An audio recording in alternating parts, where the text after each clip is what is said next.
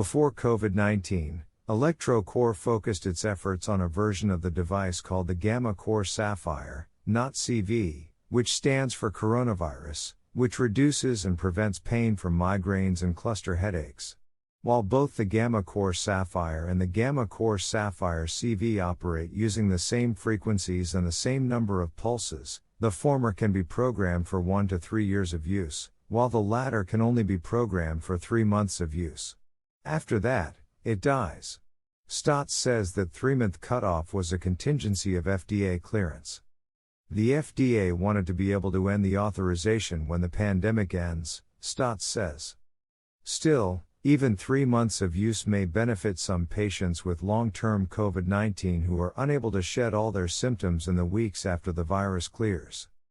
Staats believes cytokine storm may be at least partially responsible for the symptoms of patients who develop long-term COVID-19, long haulers.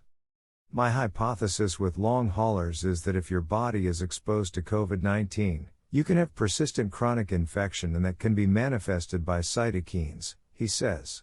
I'm not talking about having a virus still in your bloodstream or testing positive for antibodies, but about cytokines being continuously released. In other words, long haulers may be cleared of the virus and its antibodies, but not of the influx of cytokines caused by the virus. Since vagus nerve stimulation can broadly decrease cytokines, it might reduce long-haul symptoms, Staats says. For example, many long haulers complain of headaches, and there's a tremendous amount of data supporting gammaCores used for migraines, so that would actually be an on-label use of the original gammaCore device.